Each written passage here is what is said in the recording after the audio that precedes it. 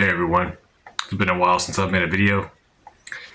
One of my friends and clients asked me to make a Money Magic 101 video, and I decided to make that one today. So shout out to you, Ishmael. This one's for you, and all those who are interested in using magic and the occult to increase your financial gain.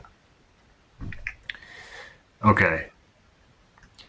A lot of money magic follows the same general patterns as other forms of the occult, like manifestation, things like that, trying to manifest things that you want. And money is the core of a lot of those things. Getting things that you want can be made a lot simpler by making money. Then you can just buy whatever it is that you want, you know what I mean? But in terms of bringing wealth to you, just starting out, simple talismans are probably a really good go-to. I'm going to start us off with the Talisman of Wealth from the Shams al-Ma'arif by Al-Buni. I mentioned that book in a book review video. Anyways, Al-Buni talks about a talisman of wealth where you use the Arabic letter and its hidden powers to manifest a continuous stream of wealth into your life. And the talisman is very simple. You take the Arabic letter B and you repeat it in three, I guess you'd say, lines, 7 B's each line, so like that. So in all, 21 Arabic letter B's.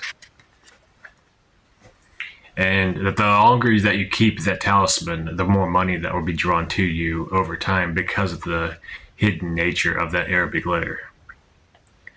And personally, I've had some good experiences with it. Some other people I've taught that method to. Some have said it's worked. Others have said, not so much, like nothing happened. So it's probably a hit or miss, but it's something worth trying. Just draw the talisman out and keep it somewhere where you need the money the most. Say, for example, if you need more groceries, put it on your refrigerator or in your cupboard. If you need more cash in general, put it in your wallet. And things like that. I'm sure that talisman's effects could extend to other things like health and vitality, but I haven't tried to use it for that. A Jupiter talisman that I've found effective is you get a small bag, you put the sigil of the planet Jupiter, which is the planet of prosperity, on a small slip of paper, and you put it in that bag. And you add 3 juniper berries. 3 is one of the numbers associated with Jupiter. And you keep it either in your pocket when you're working or anywhere where you go to try to make money, whether that be a job, whether that be trying to get clients or whatever. Just keep that with you and it will draw the Jupiterian influence into your life. I combined that with kinesic magic and drew down Jupiter energy into the talisman. The hand sign of Jupiter is like this, and you can hold up your left hand and imagine Jupiter energy descending down into your body, and make the sign with your other hand, your projecting hand, and put it on the talisman and imagine the energy flowing into it constantly until it's completely charged. And you can set an intent from there to constantly draw money to you. The John D talisman that I discovered through the 13 Gates of the Necronomicon was pretty effective. I didn't practice with it too often, but from what I could tell, it seemed to work pretty quickly, and that's something to explore. You can find it on my videos, the John D. Wealth Talisman, It basically consists of drawing a circle around a coin on a piece of paper and saying a Latin chant that has the days of prosperity, I believe Thursday and Sunday, and words associated with gain. And every time you use that, you trace another circle around it, and it kind of builds up over time. Next up on Money Magic 101, I'm going to talk about the mentality. And this one came from my Jin, actually. He said, have a sultan mindset. Imagine that you're a sultan, that you're a king of your land. You're the king of your life or the queen of your life. And everything that extends out from you can be seen as things that could benefit you. You know, if you act the right way or say the right things or whatever. And if you have a sultan mindset, that can shift things just in a sort of a really cool, like magical way to work more in your favor. If things have been real hard for you, especially the way the economy is now, that can be a hard mindset to put on. But if you're used to invocation, then it shouldn't be too difficult to don that mindset, at least for the time needed for you to draw some changes into your life. A lot of people will talk about the abundance mindset. That kind of goes along with gratitude and being thankful for the things that you have. Because if you see how your life is, if you have like food, shelter, water, and things like that, then that means that you're wealthier than a lot of people in the world. And you should be thankful for that. You know, don't try to just dwell on the negatives of being like not having as much money as you want because there's something frivolous that you want to buy. You know, switching to that gratitude mindset can help to an extent. But with the abundance mindset, you have to take other steps to really push it through into reality, because otherwise it just becomes wishful thinking. Like if you have the abundance mindset and you just sit on your ass all the time and don't do anything to generate income or don't do anything to better your experience, nothing is really going to change.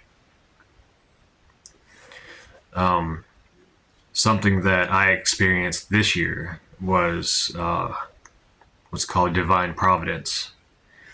I read a book about archangels of magic, it was called. And it talks about one of the archangels, Raziel. And one of his powers is divine providence. Basically seeing the divine nature in things working towards the betterment of you. Like working towards your safety, your comfort, your happiness, your abundance. And if you can initiate that change to where you see the universe working on your behalf, then things can change for the better for you in the long run. And it seems to be a cumulative effect. It builds up over time. Let's see. Spirits that can help you find jobs. There's quite a few of those. Any Jupiterian spirit, you can do some research on those. They can really help you look for a job. You can either invoke them, evoke them, keep their sigil with you while you go online and fill out applications and stuff. And sometimes they'll guide you to where it is that you'll be the most successful at. Kind of go on intuition with that. But anyways, the spirit Forlock is really good to call upon for that, as well as the Archangel Tafkriel.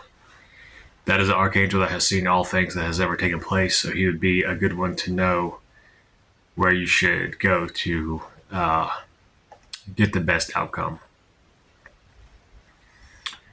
Savings as a lodestone. A lodestone is basically like a natural magnet.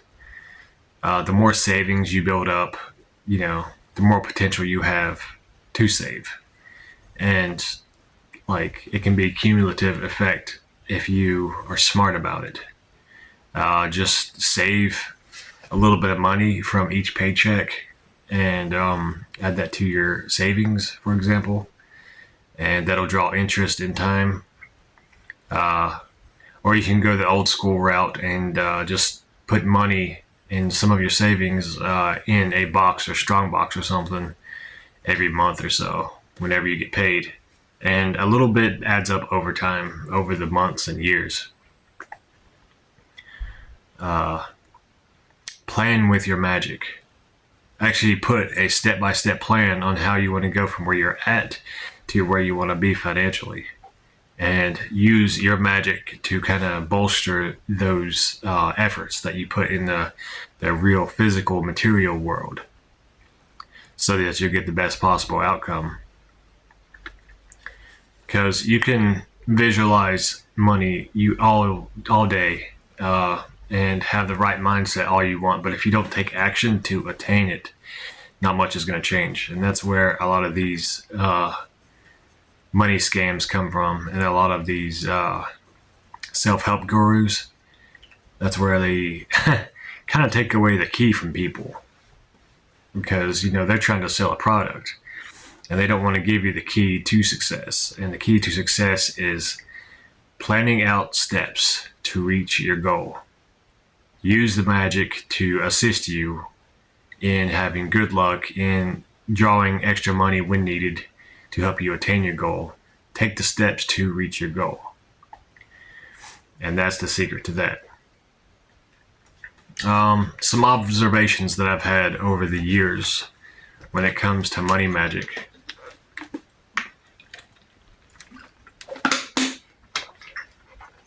Money spells seem to be more simple windfalls. Like when you really, really need money is when it'll show up if you do money magic. It seems to be temporary. Like I've seen a couple of my friends work money magic and they'll get like a windfall. They'll get a lot more clients for a period of time, but then that'll just kind of like shut down. And then they have to do something else to bring in another slew of clients. Also, something to consider is the ancient spirits. They see things like wealth as referring to good health, having food, shelter, clean water, and peacefulness more than they would see money as wealth, which is really interesting. And it makes sense because a lot of the world is in a state of survive or die. Are you going to have a meal for today? Are you going to have clean water to drink, so you don't die from a parasite? And that's the sad reality of the world. That's like in America, 1 in 7 households deals with hunger. And when I learned that was like, that kind of puts focus a lot away from the political bullshit that's going on to why can't, people in the US help each other, instead of focusing on things that don't really matter, like freaking celebrities and shit like that, It's when you finally see things like that, how the world really is, it kind of puts things into a different perspective. But yeah, when you understand these things, wealth magic will seem a lot more feasible. It'll seem a lot more reliable than just saying a few words and hoping for money to come to your pocket, out of nowhere. Also, back to the spirits that you can work with that can help with money is the jinn of Arabic mythology. They're really good at helping get a good amount of money pretty quickly. And they're when they do answer the call, they're very effective, but they don't always answer. But they're their own race, so they have their own quirks, their own wants and likes, and if it benefits them to assist you, they're more likely going to assist you. But Another thing about money magic is for the longest time I had like the worst, I guess you would say, relationship with money. To be honest, I hated it because I saw what it does to people. And to me, it seemed like a distraction from things that I was trying to learn about the universe, trying to learn about the nature of the universe and the energy currents and learning wisdom and stuff. It just seemed like wealth was a distraction. And I kind of kicked my own ass by doing that. But like, I still kind of see that to some extent. Like everybody, it's like everybody has to do these rituals, which is, go to their job every single day to make enough money to live off of. And it made me just completely hate how magic, or not magic, but money seems to bind people into a lifestyle, into limitations on what they can and can't do. And money itself seems to be more of a shackle than anything. That's why I never really dove down into money magic too often. I really need to change my perspective on it, I guess. But if you see it from both sides, then you can get a better perspective on it. But yeah, like I said, for the longest time, I didn't have the best relationship with the concept of money. I like the concept of bartering more so. It just seemed like exchanging things of actual value seemed to be more logical than exchanging a piece of cloth for something valuable. And the greatest wealth is time, which is something that you can never get back. So just kind of take all these things into consideration when you think about working money magic, and think about your priorities and what's the most important things in your life, and then go from there. That's all I can really say about it. But anyways, I hope this video helps people who are looking to get into money magic, at least the basics of it. Because like I said, I haven't really dove too much into it, just to be honest. But yeah, I hope y'all enjoyed this video. A lot more videos coming up. Hails.